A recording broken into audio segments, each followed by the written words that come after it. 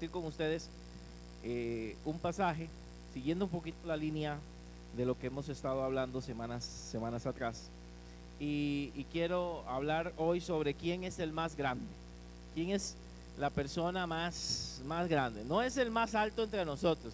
Sería bueno ver quién es el más alto aquí, ¿verdad? Quién es el más grande o más fornido entre los miembros de la iglesia.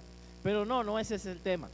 ¿Quién es el más grande? ¿A qué me refiero con esto? Bueno, el hombre, el ser humano, siempre tiene el deseo de ser el más grande y el más importante. Es más, no significa que las mujeres no, pero se da más en los varones por la naturaleza. Queremos sobresalir y ser los jefes, llegar a ser los jefes de algún lugar, llegar a ser más importante que otros, ¿verdad? Está tal vez en la naturaleza del hombre, el deseo de ser el más grande, el deseo de ser el más importante, el deseo de no quedarse como un empleado, sino ser el jefe en algún momento de los demás, estar al frente de otros. Y eso hasta cierto punto no es malo, porque así somos. Necesitamos superarnos, necesitamos metas, necesitamos lineamientos. Sin embargo, un deseo desmedido de ser grande es peligroso. Puede desviarnos, puede desenfocarnos más a nosotros como creyentes de lo que es verdaderamente importante. Por ejemplo, sobresalir en los negocios. Quiero ser exitoso. Algunos tienen esta meta, ¿verdad? Ser el que manda en la casa, porque no pueden, ¿verdad? Entonces quieren ser el que manda en la casa. Bueno, y ahí se comienza la lucha de poderes, ¿verdad? ¿Quién manda? ¿El hombre, la mujer? Hay un chiste por ahí, ¿verdad? Bueno, yo mando cuando ella no está, ¿verdad? Entonces, siempre queremos ser los que estamos adelante. Porque el tema del feminismo hoy, el feminismo normalmente no es malo, pero hay un feminismo desmedido, porque hay una lucha de poder. ¿Quién es el que manda? ¿Quién es mejor? Y hasta un odio de por medio en algunos movimientos feministas, ¿verdad? Yo quiero ser el que gobierna, yo quiero ser el que gane, yo quiero ser el que dé la última palabra. Y esto también se lleva a la iglesia. Yo quiero ser el más importante en la iglesia, el que la gente vea como el que mejor hace en la rama que somos, ser el mejor. Y no está mal especializarse, prepararse para servir al Señor. No está mal tomar cursos para hacer excelente el servicio que hacemos. No está mal estudiar teología para poder enseñar bien la Biblia o exégesis o lo que querramos, tomar cursos para poder interpretar mejor las escrituras. Nada de eso está mal, pero si mi objetivo es para ser más importante que los demás, tengo un problema. No puedo negar que algunos pastores buscan el pastorado para sentirse más importante que otros, por alguna razón. Buscan estudiar, otros buscan ser líderes para decirle a los demás: el que sabe soy yo, el que estudió soy yo. Y nosotros nos equivocamos muchas veces también, porque somos seres humanos, no lo sabemos todo. El deseo de ser importante está en la naturaleza humana, el deseo de sobresalir. Y ese deseo también se encontraba en nuestros amigos discípulos, en los 12 discípulos, también aparecía en ellos. Yo quiero que veamos dos momentos hoy donde los discípulos se les sale el orgullo, donde los discípulos se les sale ese deseo de querer sobresalir. Dos momentos, hay muchos más, pero dos momentos, y son hombres escogidos por Dios. Oiga esto, son hombres que el Señor los llamó al ministerio, son hombres que el Señor los llamó para prepararlos. Y antes de empezar, quiero decirle que los que servimos o los que estamos al frente de algún ministerio, algún servicio, no somos personas perfectas. Y usted lo habrá notado hace rato. Usted habrá notado errores, defectos de carácter. Estamos en el mismo camino donde el Señor nos está moldeando y trabajando, que por supuesto deberíamos mejorar más rápido, ¿verdad? Pero también son seres humanos los que sirven.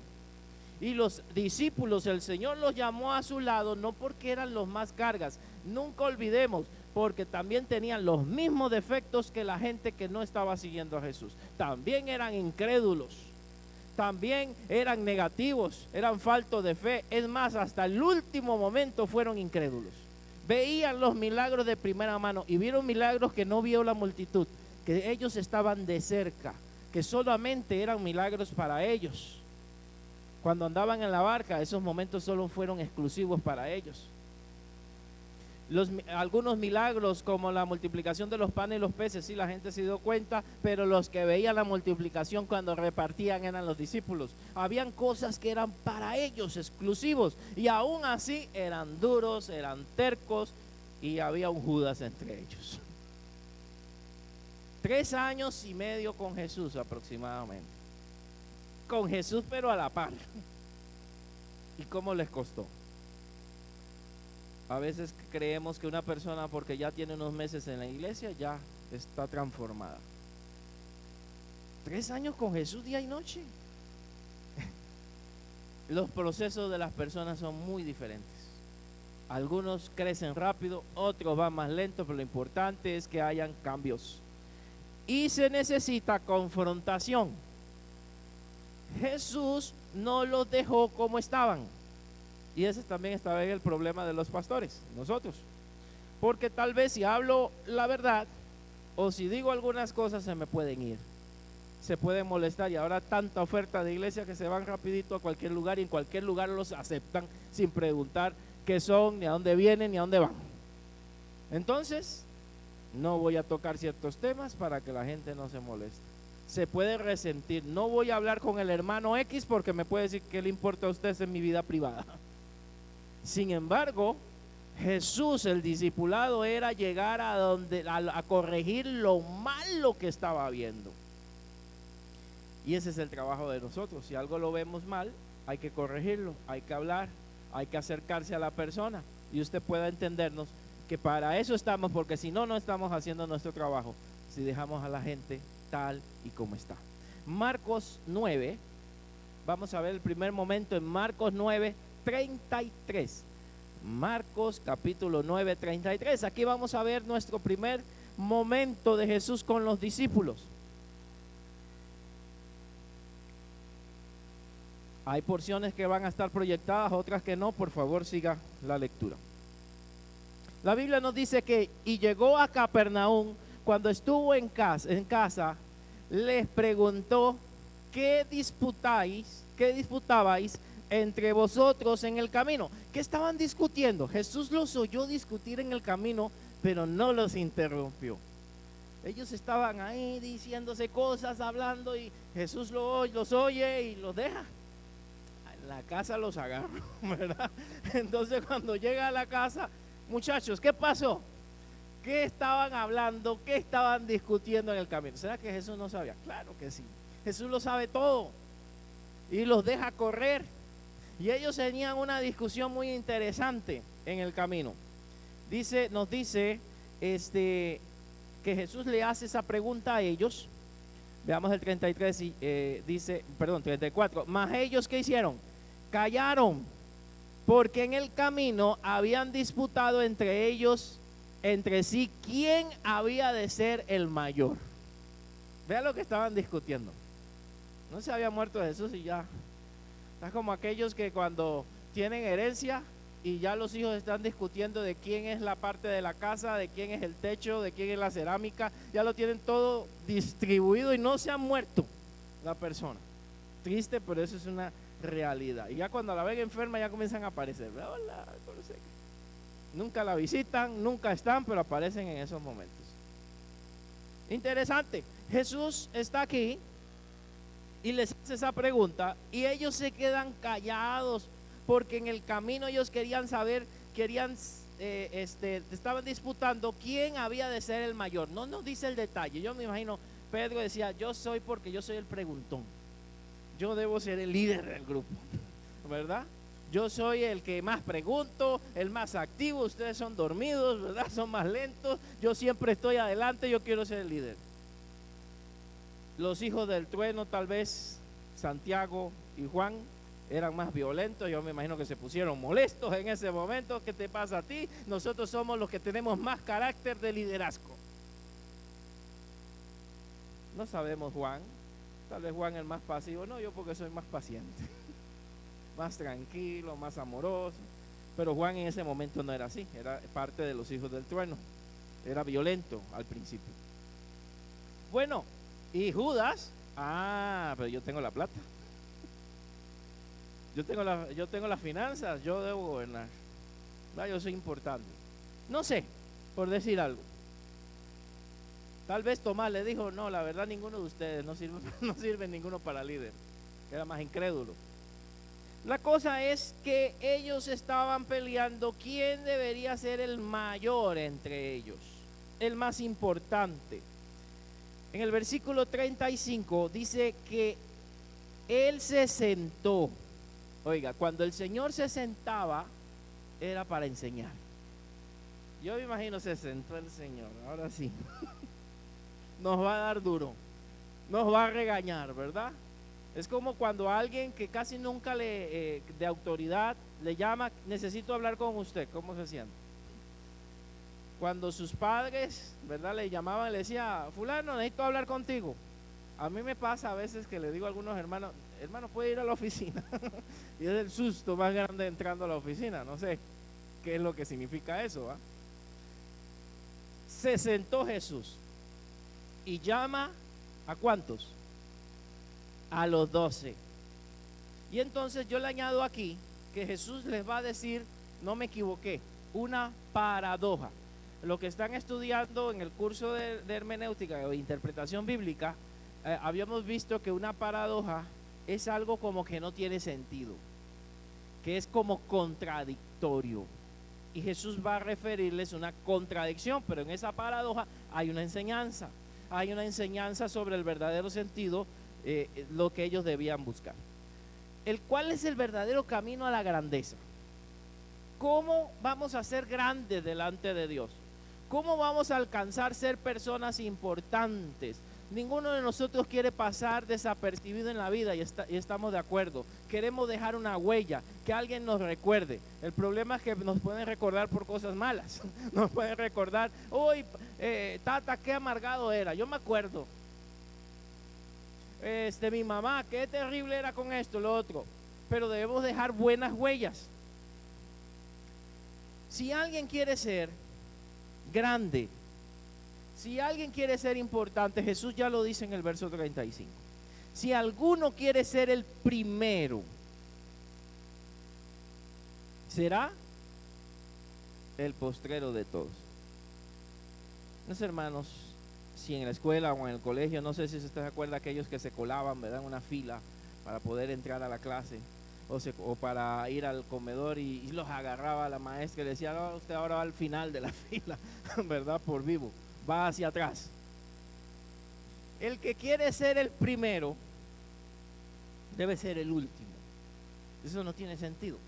Si yo quiero sobresalir, ¿cómo voy a ser el último? El que quiere ser el primero va a ser el servidor de todos los demás. Si usted quiere ser grande, si usted quiere ser importante, añado, para Dios, pero igual también eso afecta a las personas, debemos ser servidores. Debemos servir a los demás. Si queremos ser importantes para Dios, si queremos ser los primeros, debemos ser los últimos de todo y el servidor de todo. Que todo lo que hagamos, lo hagamos para el Señor. Y esto se aplica dentro de la iglesia y fuera de la iglesia. Lo que podemos hacer en la comunidad, lo que podemos hacer en el trabajo, todo lugar donde Dios nos ha puesto para servir. Y si yo no entiendo eso y pienso que es para yo sobresalir, o porque yo soy más importante, o porque merezco un aplauso, o porque tengo la mayor cantidad de habilidades o dones, estoy equivocado, igual que los discípulos. Los discípulos estaban enfocándose en puestos. Los discípulos estaban enfocándose en ser los primeros, en estar adelante, en ser el mayor, en ser el mejor, en el reconocimiento de las personas. Pero Jesús les cambia la idea y le dice que si alguien quiere ser el primero, debe ser el último. O sea, no debo anhelar estar arriba, debo anhelar servir. Y el Señor se encargará del servidor subirlo a alguna posición, porque Él premia al humilde, mas al altivo mira de lejos. Si nosotros entendemos eso, aún en las iglesias, no vamos a tener lucha de poder. Si nosotros entendemos eso, vamos a poder respetar a las personas que están a nuestro alrededor. Si nosotros entendemos eso, no vamos a dañar a las congregaciones con estas actitudes. ¿Cuántos lugares hay donde las personas están luchando por un puesto? Están luchando porque los vean, están luchando por llamar la atención. Es más, hasta algunos que tal vez hasta saben más que el pastor, están luchando por cómo le quitan el puesto y levantarse ellos y estar ahí. Esas cosas se dan. Y no es por conocimiento, aunque el conocimiento es importante. No es por la posición, sino es que por quien Dios eligió, y ahora lo vamos a ver. Dios puede haber elegido una persona en un puesto que tal vez no tenga 100% de todas las capacidades que uno diría humanamente debe de tener esa persona para estar ahí.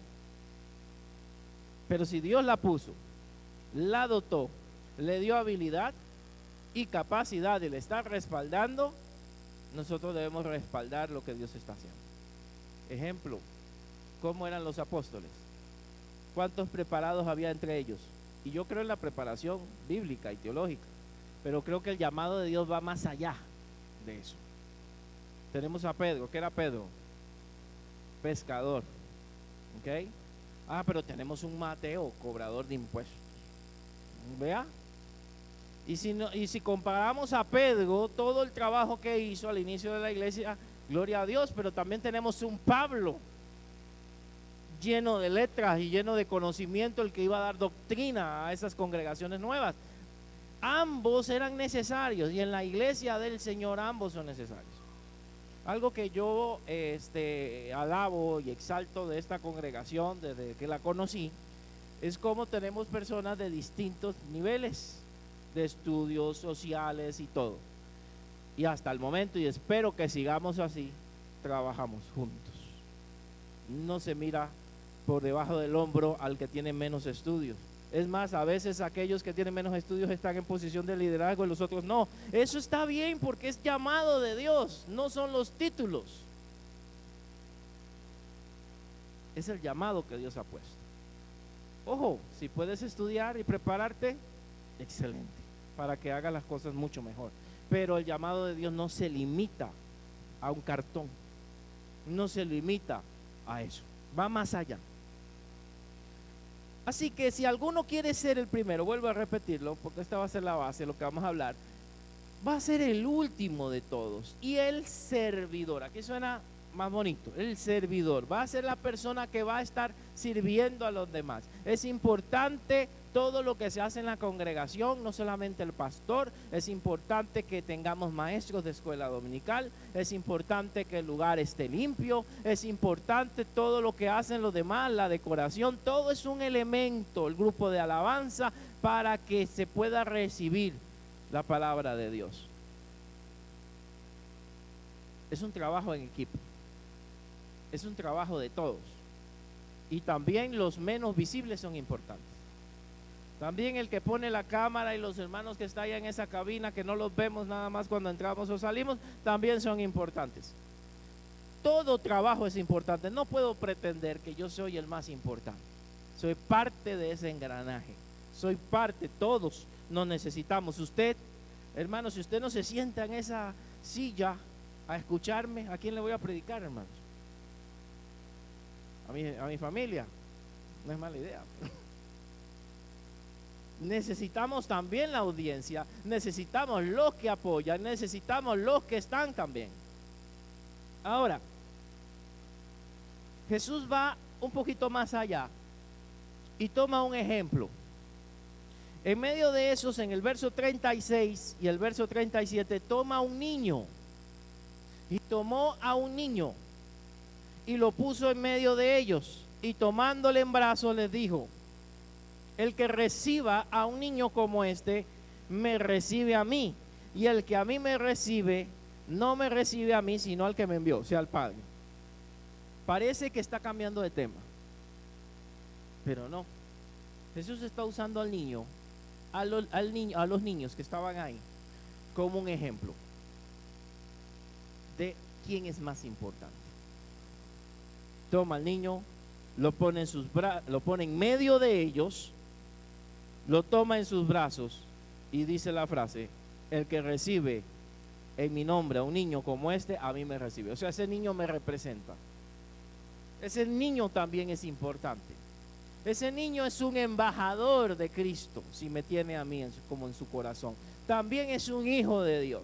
También es salvo. También es un enviado. También es un mensajero.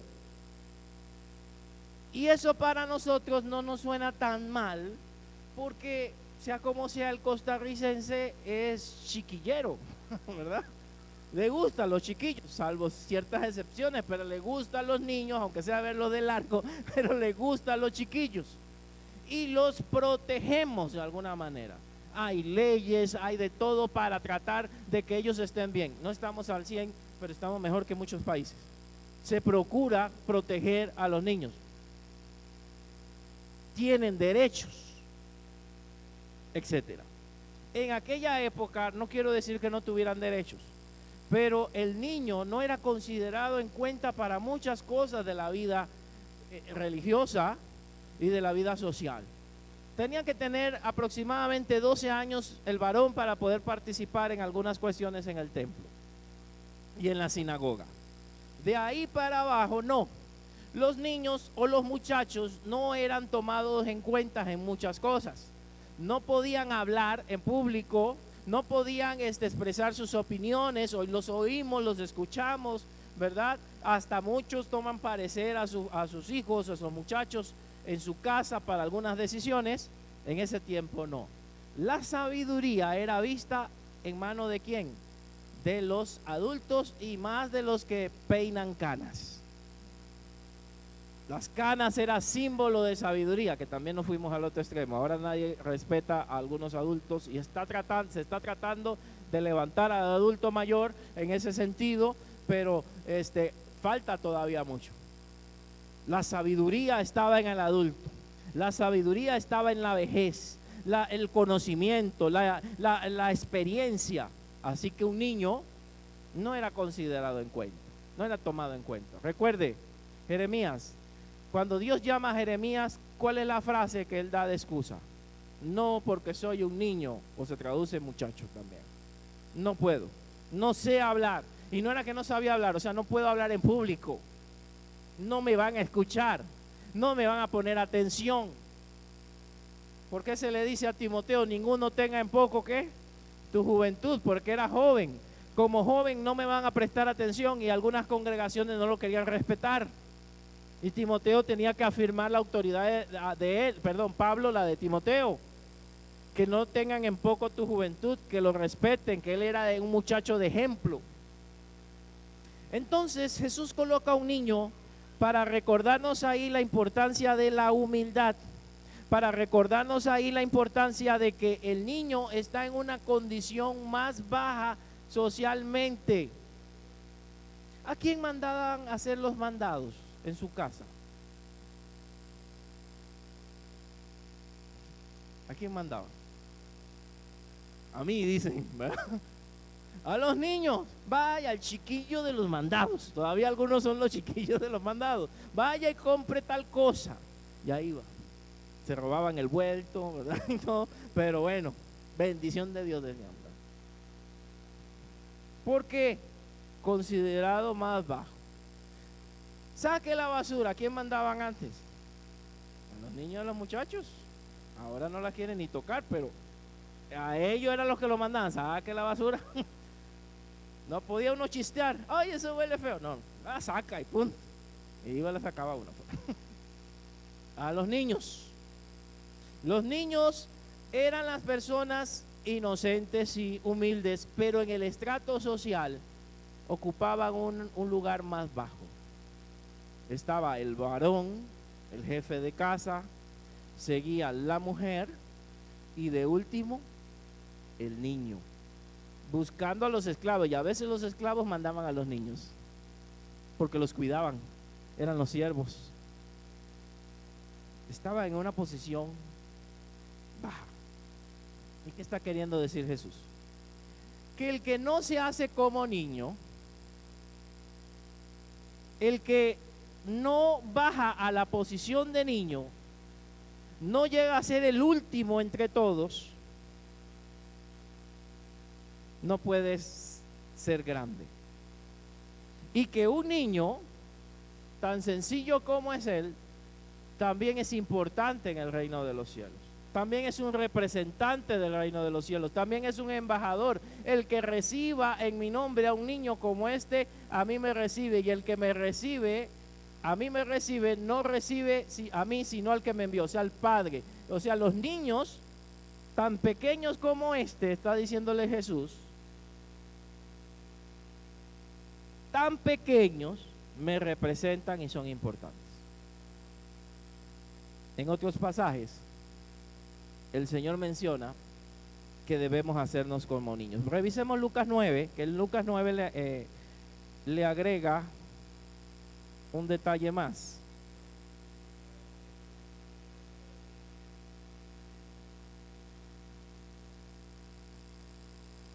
Y Jesús, percibiendo los pensamientos de sus corazones, tomó a un niño, lo puso junto a sí y le dijo: cualquiera que reciba a este niño en mi nombre, a mí me recibe.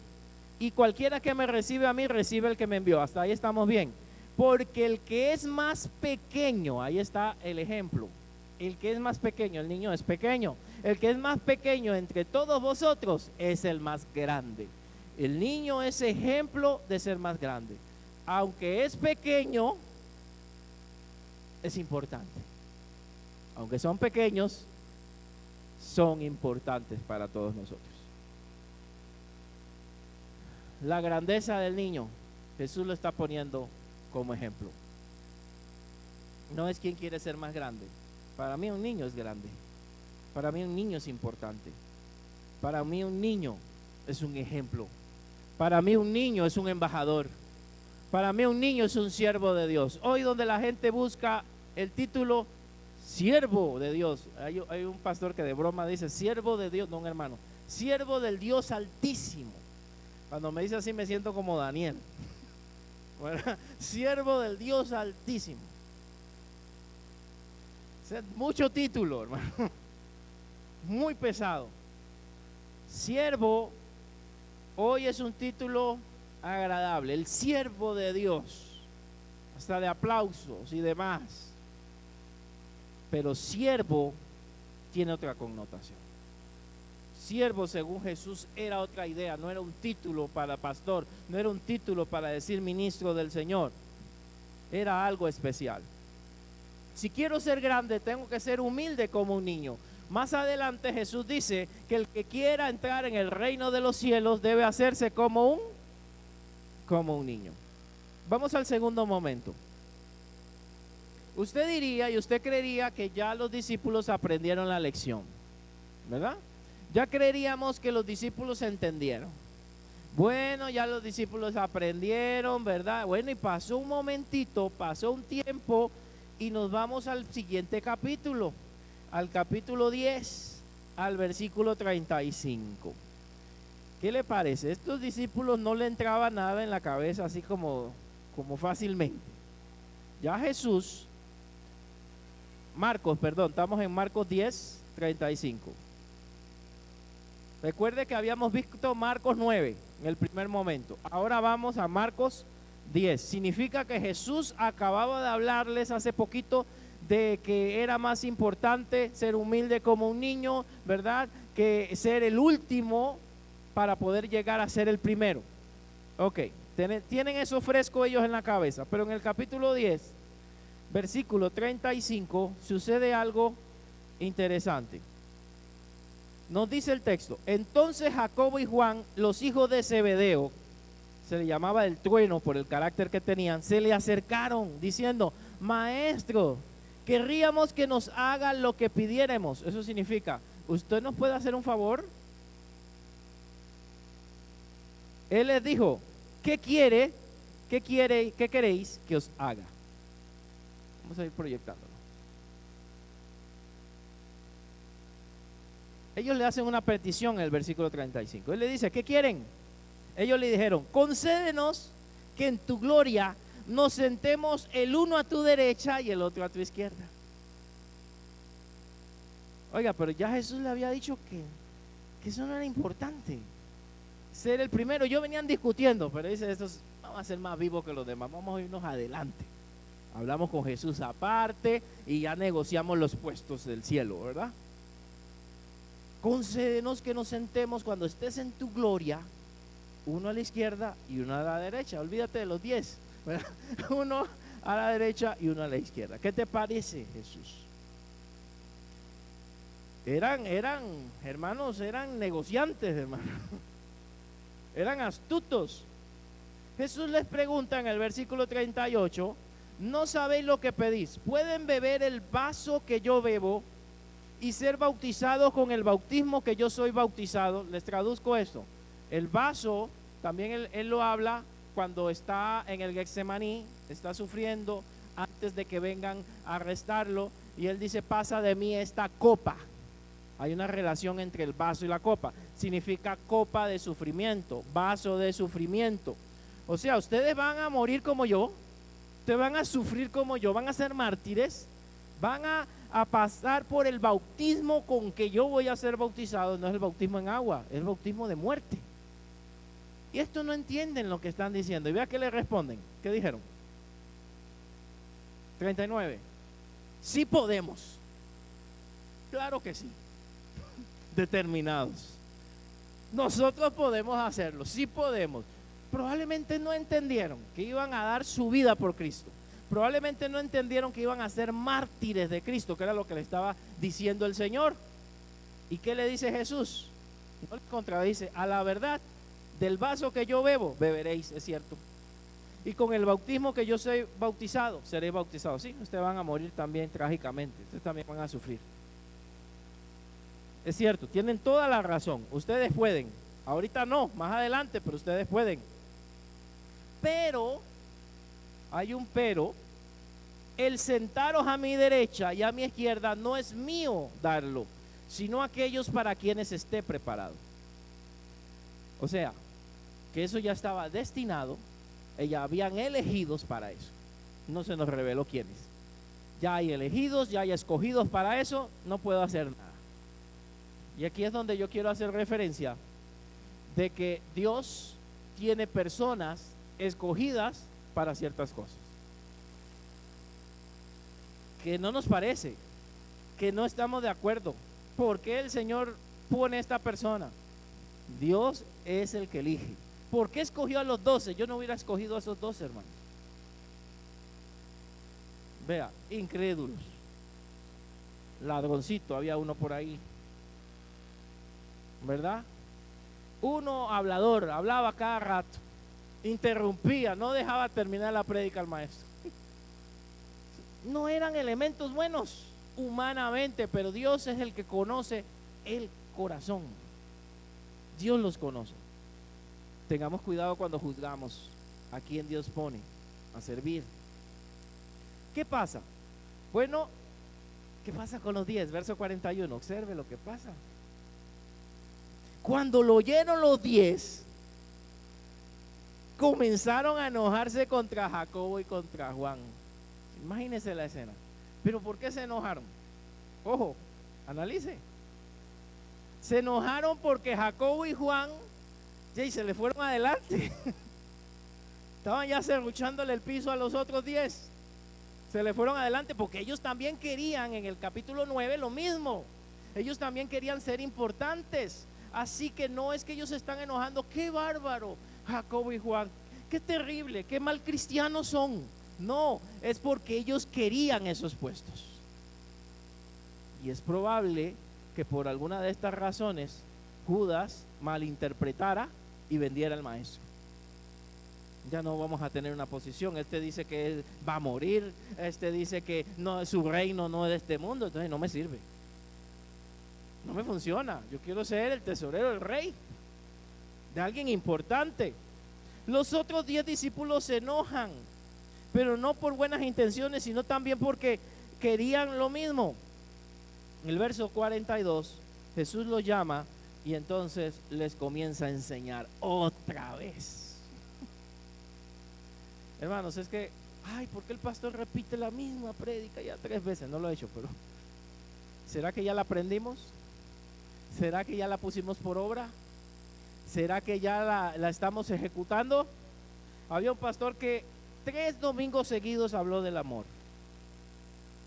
Y entonces los hermanos lo llamaron aparte: pastor, usted viene predicando lo mismo 3 veces. Y no variado, sino con el mismo versículo. Sí, hermanos, es que todavía no lo han puesto en práctica. Entonces lo vuelvo a repetir hasta que lo entendamos bien. Verso 42, viene la enseñanza de Jesús. Vamos al 42. En el 42 nos dice: mas Jesús llamándolo les dijo: sabéis que los que son tenidos por gobernantes en las naciones se enseñorean de ellas, y sus grandes, vea la palabra grandes que vimos anteriormente, ejercen sobre ella potestad. Grandes humanamente, ¿verdad? ¿Cómo es el liderazgo y el gobierno secular en el mundo? ¿Cómo es? El más vivo sube, el más fuerte gana, ¿verdad? El que aprovecha las oportunidades pasa por encima de quien tengan que pasar para subir, ¿verdad? Y cuando están arriba, ¿cómo tratan a las personas? Sé que hay excepciones y hay empresas que han empezado a trabajar el tema de las buenas relaciones, yo entiendo eso, pero generalmente se enseñorean. Aquí el que mando soy yo soy el gerente, yo soy el jefe, yo soy el papá, yo soy el pastor. Punto. Se enseñorean, se creen los dueños. Y esto Jesús se los dice, en la Biblia más bien se menciona también hacia los ancianos de la iglesia, que no se enseñoreen de la grey del Señor. O sea, tengan cuidado de no enseñorearse. Enseñorearse es crear dominio.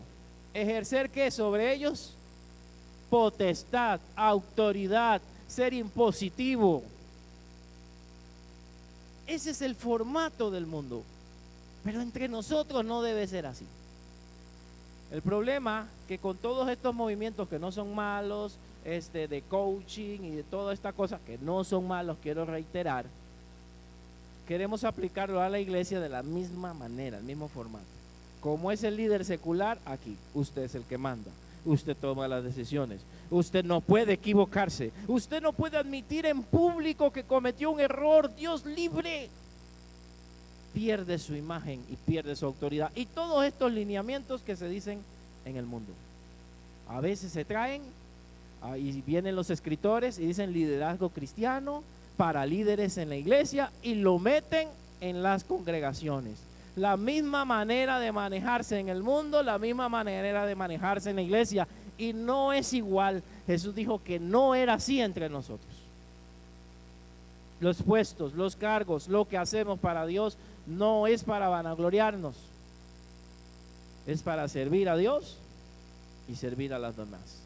Recordémonos del niño, estar en la última posición social, estar en lo más bajo, ser servidores. Recordemos el mensaje pasado, los que vinieron la semana pasada. Jesús, ¿qué hizo? Se bajó de su posición de la mesa, se movió de su mesa para lavarle los pies a los discípulos. Eso es servicio. Y ellos todavía tenían en la mente posiciones. Así que el Señor está tratando de cambiar ese formato que está en la cabeza. Y va al verso 43. Porque el Hijo del Hombre no vino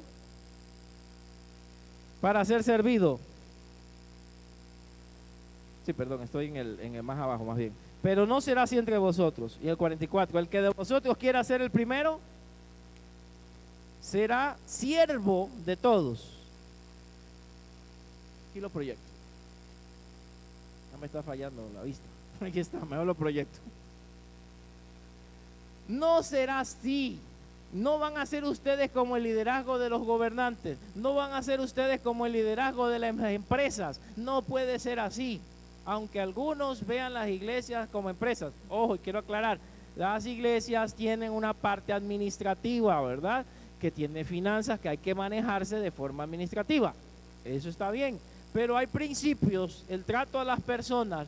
Ustedes no son un producto, ustedes no son un número, son personas. Pero a veces a los pastores o a los siervos se nos olvidan y lo vemos como el número. No vino hoy el 575. Es más, ni saben quién es el 575, porque es un número más. No es una persona para algunos, es un número, porque lo estamos viendo bajo los ojos empresariales. Necesitamos crecer, necesitamos más, alcanzar más, pero no es porque queremos las almas, tal vez queremos otras cosas.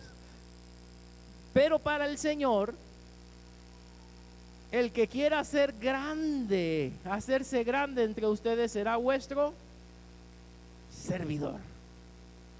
Va a ser alguien que está sirviendo. Y el que de vosotros quiera ser el primero, será siervo de todos. Yo no quiero servir así yo no quiero. Así yo no quiero servir. ¿Cómo que servir a otros? No, yo quiero que me sirvan a mí. Ahora Jesús no toma a un niño como ejemplo. La historia es muy parecida. Ahora Él se toma a sí mismo como ejemplo.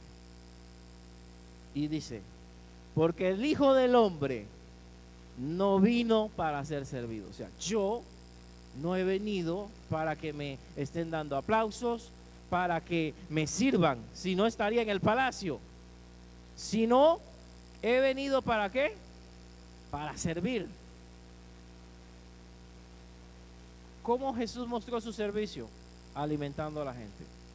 ¿Cómo mostró su servicio? Ir de casa en casa, cuando iban sus discípulos, ir a enseñarles, ¿verdad? Cuando sanaba enfermos, cuando hablaba con la mujer samaritana, Jesús estaba sirviendo a la gente. Yo no he venido para ser servido, sino para servir. Y vea que su servicio hasta dónde fue. Y para dar su vida al Hijo del Hombre en rescate por muchos. Ese es un título que aparece en Daniel para Jesús, el Hijo del Hombre. Para dar rescate por muchos. Para dar la vida. Jesús es el mayor ejemplo de servicio, hermano. Desinteresado. Desinteresado. ¿Qué espera Él de nosotros? Que le alabemos. Le alabamos siempre. Que le sigamos, que le sirvamos. Lo hacemos. Pero aún así, antes de conocernos, mas Dios muestra su amor en que aún siendo pecadores, dice Romanos 5, aún siendo pecadores, Cristo murió. Él no esperó que cambiáramos para morir por nosotros. Lo hizo al revés. Se entregó primero. A veces queremos que la gente, yo le voy a ayudar a esa persona si reconoce su error. Si ella cambia, yo le ayudo. No, primero hay que dar. Primero hay que servir. Agradezcan o no. Te lo agradezcan o no, primero hay que darnos. Ese fue el ejemplo de Jesús. Dar para poder recibir. ¿Es fácil? No es fácil. Hay gente que cuesta, pero es el ejemplo de Jesús. Cuando lo hizo, ya lo mencioné. Aquí está el ejemplo que él hizo. Cuando él le lava los pies a los discípulos, les recuerda que deben servirse los unos a los otros.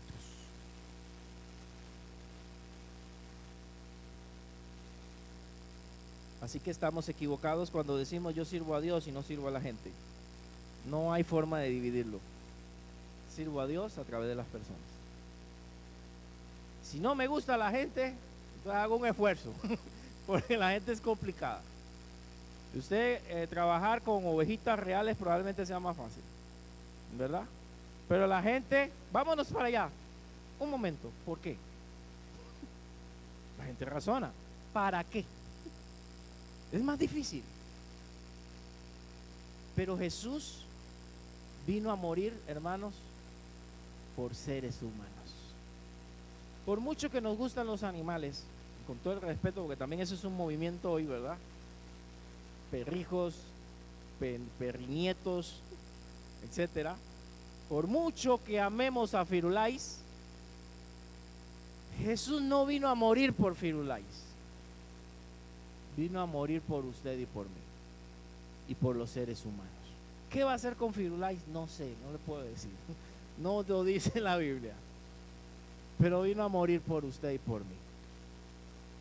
Así que la gente es importante para Dios. Y si son importantes para Dios, yo tengo que hacer un esfuerzo para que sean importantes para mí también. Eso significa tolerarlas, aguantarlas muchas veces, perdonarlas, porque Jesús las amó a ellas. Lo que estoy diciendo es fácil. No, ay pastor, pero usted no ha vivido. Claro que sí he vivido cosas. Y tener que perdonar y recibir esas mismas personas y hasta trabajar con ellas. Fácil no es. Concluyo, hermanos.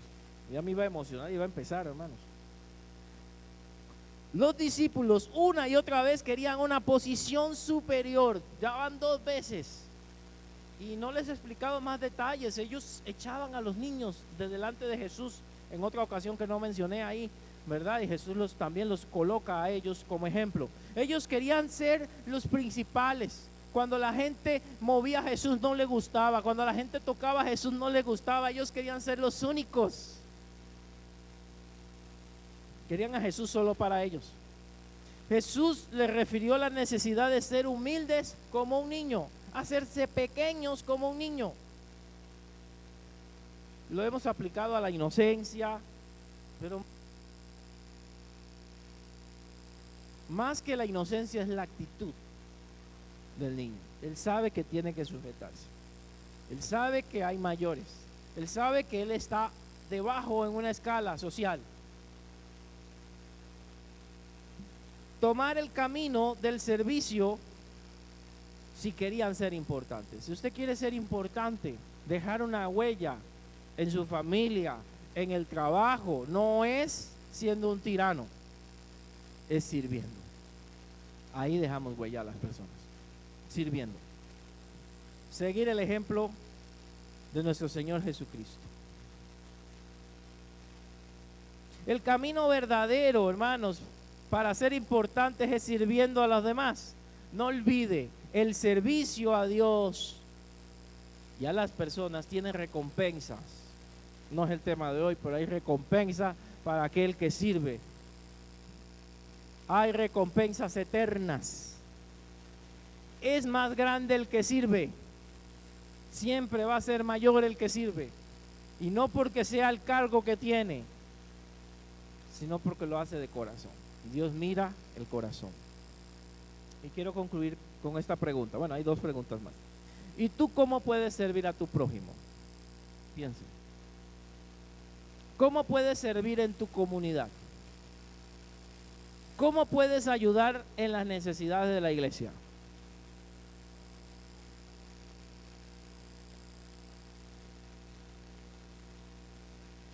¿Ya pensó?